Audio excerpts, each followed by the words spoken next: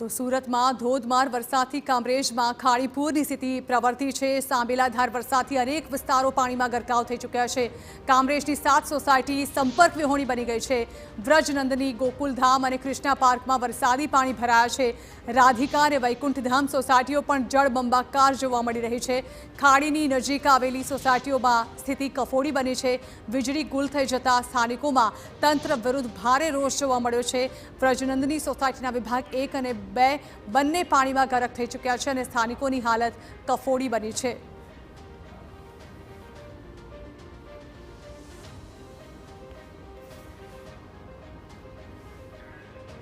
તો કામરેજમાં ખાબકેલા વરસાદે એક તરફ તંત્રની પ્રી મોન્સૂન કામગીરીની પોલ ખોલી નાખી છે અને બીજી તરફ ઘરોમાં પાણી ફરી વળતા સ્થાનિકોની હાલત કફોડી બની છે।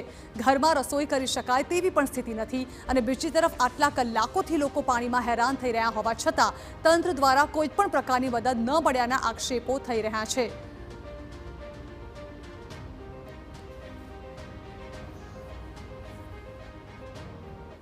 સુરત જિલ્લામાં વરસી રહેલા ભારે વરસાદને લઈને જળબંબાકારની સ્થિતિ સર્જાઈ રહી છે। જ્યાં તંત્રના માણસો નથી પહોંચી શકતા ત્યાં TV9 પહોંચી રહ્યું છે। હાલ આપણે છે સુરત જિલ્લાના કામરેજ વિસ્તારની વ્રજનંદની સોસાયટીમાં। છેલ્લા 5 થી 6 કલાકથી આ વ્રજનંદની સોસાયટીમાં જે નજીકમાં જે ખાડી પસાર થાય છે, આ ખાડીના પાણી પ્રવેશી ગયા છે। સીધા દ્રશ્યો જોઈ શકો છો કે હાલ કઈ રીતે જે પાણીનો ભરાવો છે તે ઘરોમાં થઈ ગયો છે। લોકો હેરાન પરેશાન થઈ ગયા છે।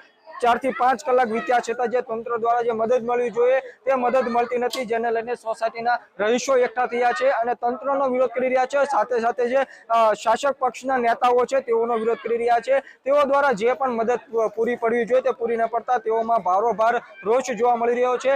આ જે સોસાયટી છે આમાં અંદાજે 4 થી 5,000 લોકો વસવાટ કરે છે। તમામ શેરીઓમાં કમર સુધીના પાણી ભરાઈ ગયા છે, જેને લઈને જે આ સોસાયટીના લોકો છે તે સોસાયટીમાં જ કેદ થયા છે અને જે ખાલીના પાણી છે તેને આ સોસાયટીને બાનમાં લઈ લીધી છે। દર વર્ષે આ પરિસ્થિતિનું નિર્માણ થાય છે, છતાં તંત્ર દ્વારા જે પણ વરસાદી પાણીના નિકાલ માટેની કામગીરી કરવી હોય તે ન કરતા પરિસ્થિતિનું નિર્માણ થાય છે। સીધા દ્રશ્યો જોઈ શકો છો કે મહિલાઓ છે તેઓમાં રોષ છે, નાના બાળકો છે તેઓમાં રોગચાળો ક્યાંક ન ફાટી નીકળે તેઓ પણ તેઓમાં ભય સતાવી રહ્યો છે। ત્યારે જે પણ જવાબદાર અધિકારીઓ છે, જવાબદાર નેતાઓ છે તે ઝડપથી આવી આ જે વ્રજનંદની સોસાયટી છે તેની મુલાકાત કરી આ વરસાદી પાણીના ભરાવામાંથી નિકાલ કરાવે તે ખૂબ જ જરૂરી બન્યું છે। સ્થાનિકોના આક્ષેપો જણાવ્યા મુજબ જે નજીકમાં જે ખાડી આવેલી છે તેના પર આડેધડ બાંધકામો ઠોકી દીધા છે, પુરાણ કરી દીધું છે, જેને લઈને આ પરિસ્થિતિનું નિર્માણ થાય છે। ત્યારે હવે ફરી આ સમસ્યાનું પુનરાવર્તન ન થાય તેની કાળજી રાખે તે પણ જરૂરી બની ગયું છે। મેહુલ ભોકડવા, TV9 સુરત।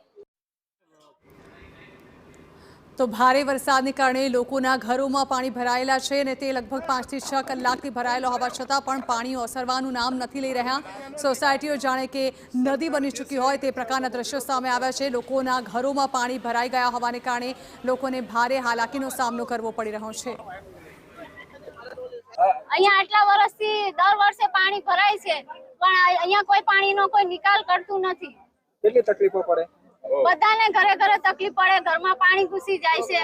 અત્યારે અમારે નથી રોડની સુવ્યવસ્થા, નથી અમારે લાઇટની વ્યવસ્થા। અત્યારે હાલમાં પાણીમાં અમે બધા છીએ પણ કોઈને સત્તાને કે કોઈને કાંઈ એવામાં કરવાનું નથી। 2 વર્ષથી અમારી ગ્રાન્ટે પાસ થઈ ગયેલી છે રોડની। 6 મહિનાથી અમે મહેનત કરીએ છીએ તો હજી રોડે નથી ચાલુ કર્યો। 5 બાટલી દૂધ લઈને આવ્યા હતા અને 5 બાટલી દૂધ અહીંયા કોને થવાની છે એને ખાલી વિડીયો ઉતારવા હતા અને બીજું કઈ કરવું નતું। તો 5,000ની વસ્તીમાં 5 બાટલી દૂધને શું કરવી અમારે? એટલે અમે કોઈને કઈ કરવા નથી દીધું અને જો તમારે કરવું જ હોય તો બધાય કામ કરો। અત્યારે આ પાણીનો બહુ મોટો પ્રશ્ન છે। બાજુમાં ખાડી છે, આગળ એ લોકોના મળતિયાઓએ પુરાણ કરીને બાંધકામ કરી દીધું છે। એ મળતિયાઓને ત્યાંથી દૂર કરીને બિલ્ડિંગો ત્યાં પાડે અને ખાડી મોટી ખુલ્લી કરે તો આ પાણીનો નિકાલ થાય એમ છે। આ 5,000નું પબ્લિક, 5 થી 6,000 લોકો અહીંયા રહે છે અને એ બધા નાના કારીગરો, નાના કામ ધંધા કરવા વાળા લોકો છે। એ લોકોને બચારા રોજીરોટીનું શું થશે?